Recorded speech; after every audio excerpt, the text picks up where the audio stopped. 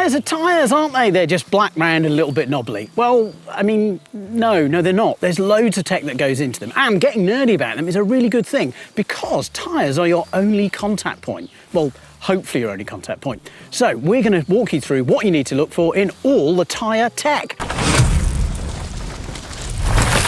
Okay, before we go too deep, we're just going to run through the basics of a tyre. So I guess the main thing is we've got tread knobs or lugs. These are the bits that stick up and out of the tyre. They're sitting on a carcass, so that's the flexible material that's made up of fabric underneath the rubber coating. And then the final bit of the puzzle is the bead.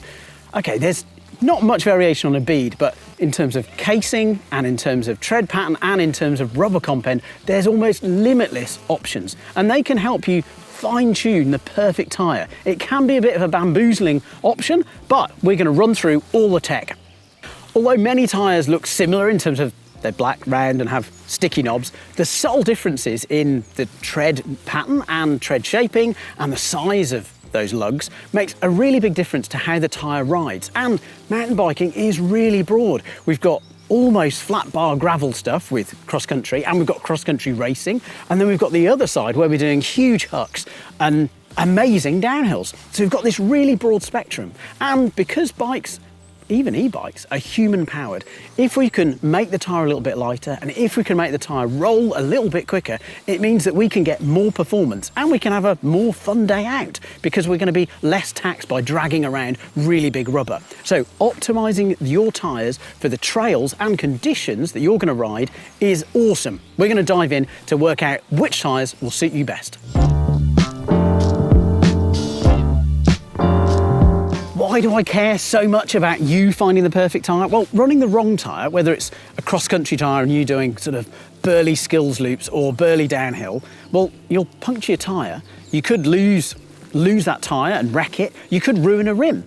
Conversely, if you're doing bigger days out and you're hunting the horizon and you're dragging around a really big burly tyre that's got lots of grip but is too much tyre, well, it's just going to be a drag. So finding the right tyre can be better for you, better for your bike, and if you're not trashing tyres, better for your wallet too. Tyre designers have got lots of factors to manage and design around, and well, lots of tools to do it with, but it's really tricky because we've got lots of forces going through the tyre. Where we've got braking, we've got acceleration, we've got side loads, which we'll dive into in more depth later. But effectively, to get all of those, we want a big chunky tyre. Now conversely, if we want a tyre that's really fast rolling, well, we kind of don't want all of that grip.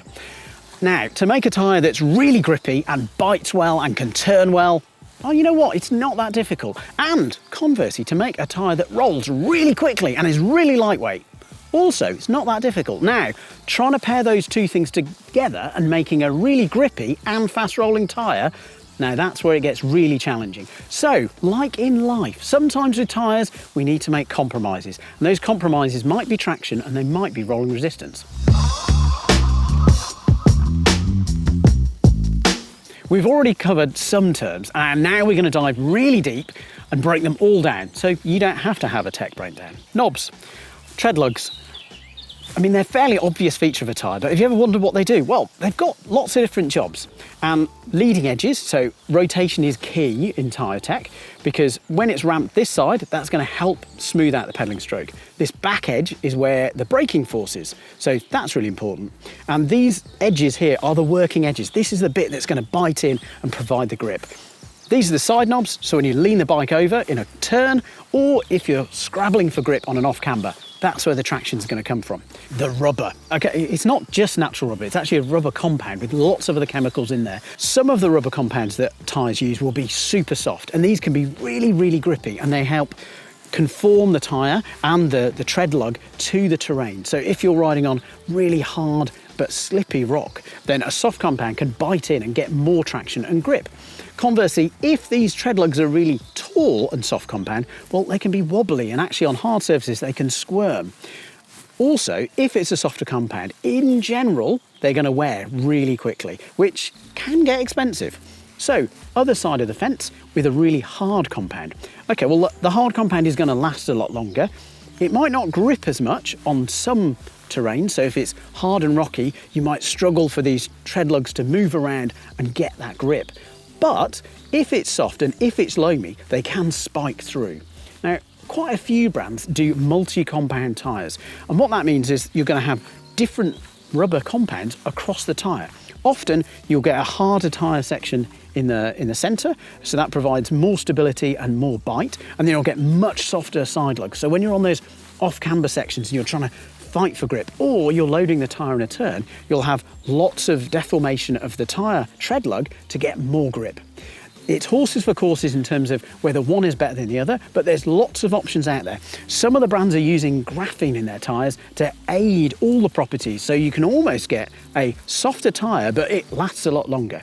But there's lots to nerd out about, but that's just a general theme. Tread patterns. There's a lot to talk about with tread patterns, and there's some generalisations that we can skim over, and there's a lot of crossover with sort of like lug height and knob height and tread patterns, but they are two different things. So with a tread pattern, if you've got a centre section that's almost continuous, it's most likely going to roll really quickly. It might struggle for like inline braking, it might struggle a little bit for grip, but often these treads have got lots of biting edges because the lug size is smaller, so they'll grip really well in the right conditions. And by right conditions, I mean where it's drier and that sort of mud or loam can get released, because often tightly packed tyres can pack up really quickly. Conversely, if you've got a tyre with really big tread lugs and big knobs, it doesn't offer necessarily more grip. It doesn't offer necessarily any more puncture protection because these lugs are any bigger.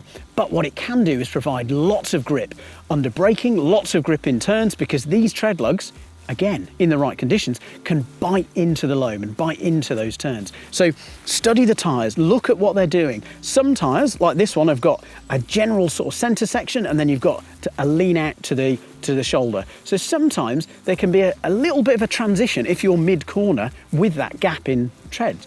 Some tyres will have a nice transition lug just in here to help as you lean the bike over. If you're not super confident, just to put it onto the shoulder and rail it round. They'll have this extra knob which will help you just find the shoulder. And I guess the other key thing was all these tread patterns, you can really feel the difference, and you get really good feedback on the trail from what these knobs and lugs are doing. We've got more on that in a little bit. Now we're going to dive into some more real deep nerdy stuff. We're going to talk about sipes. I often mispronounce it, but it's a bloke's name, John Sipe. I kid you not, he developed it in, well, the story goes either in a slaughterhouse or he worked in somewhere where it was cold and slippy, and he invented this really clever technique of modifying a tread lug. It was on his shoes. Unfortunately, the tyres at the time were solid tyres, so his idea was, before its time. Anyway, for us, it's a really useful tool. Well, I say us, for the tyre designers. What is it, you ask? Okay, well, on the tread lug, you may have noticed all these little cuts and extra little details. They're not just there for fashion. No, they do stuff. And what they do is they allow that tread lug to actually move and find more grip, because they're all about those working edges. And by putting a small cut in it, even if it's very small, just maybe half a mil or a mil deep, it opens up that tread lug to find more grip and flex in a certain way. So you might see race mechanics actually modifying tyres at races, where they're cutting into the tyre, either like a cross cut or into the sipe that's on a tyre to open up even more. I mean, it's not necessarily recommended because you do risk punctures, but you can get a lot more grip. Okay, sizing. I mean, this one is a huge topic. There's literally a European committee that helps with tyre sizing. It's called the ETRTO, but we're not going to go that nerdy.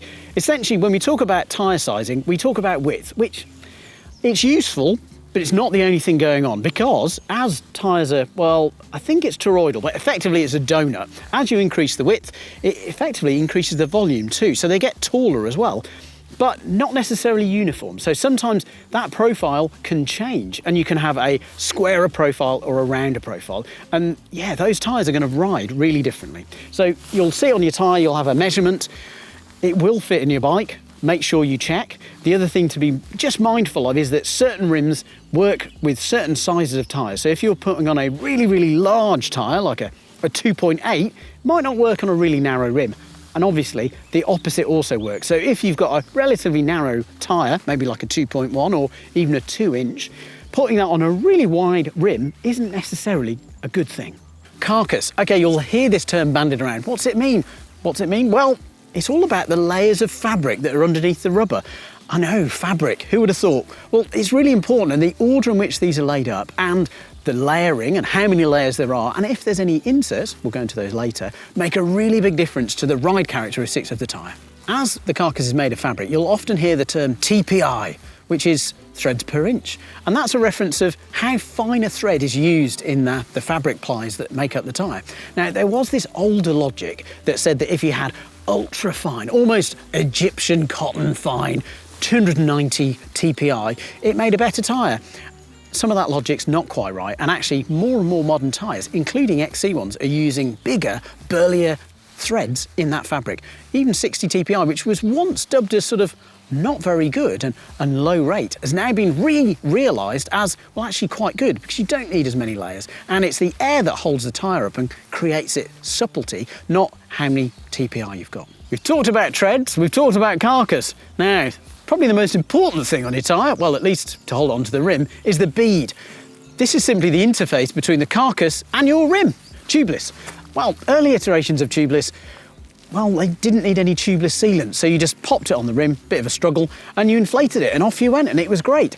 But it was all a dedicated system, and it was all designed to work together. Now it's slightly greyer, and we've got tubeless ready rims, we've got tubeless ready tyres, we've got TLR this or TLR that. There's lots of different terms. Now, in general, check with the manufacturers of both the tyre and the rim if they are compatible, and in most cases you'll need to run a sealant, which is a good thing because the sealant will plug loads of holes that you don't even notice are there. But you do need to make sure that the bead is correct so the tyre doesn't fall off. Tyre inserts. This covers, well, it now covers two things. It used to cover just either additional fabric or maybe a plastic insert in the sidewall.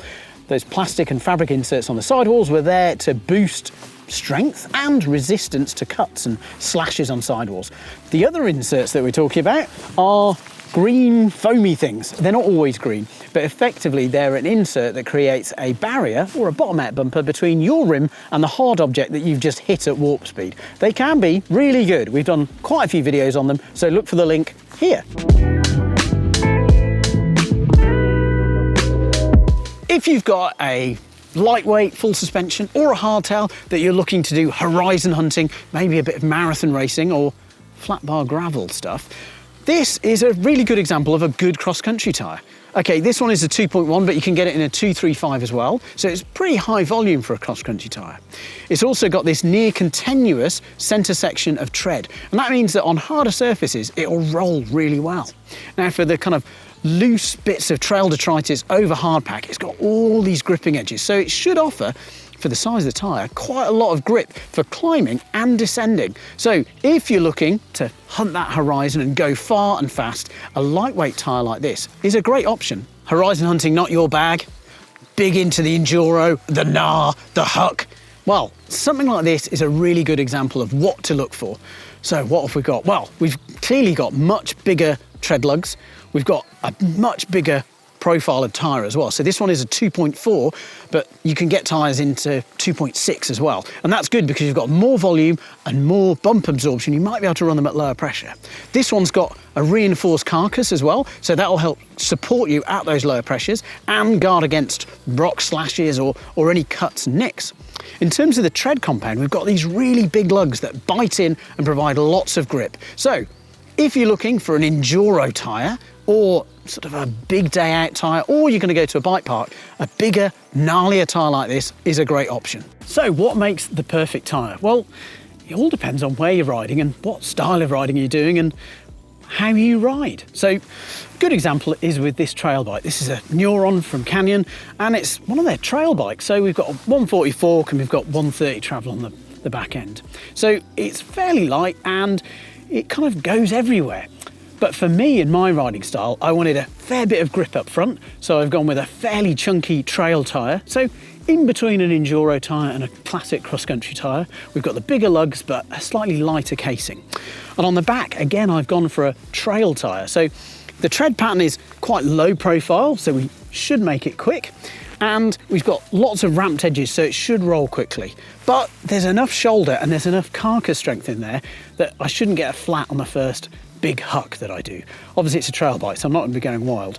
One extra bonus point to mention is that with a tyre up front with lots of grip, that can be really great because you actually have more weight on the back. So when you're pedalling and rolling, having a smoother treaded tyre on the back can give you the impression of smoother rolling all the way through, even when on the downhills you've got a chunky tyre up front with more grip. So there's a lot to talk about with tyres, and we only skimmed the surface. You can get really nerdy about tyres. I'm going to say boring, to be fair, because there's just so much. Right, cut to the chase. Tailoring your tyres to where you ride and what bike you're riding can make an awesome difference to your bike. It's probably the fastest, cheapest upgrade that you can make to your bike. So do some maths, do some learning, do some science, find out which tyres are going to suit your riding, and get out and ride with the best tyres for your ride.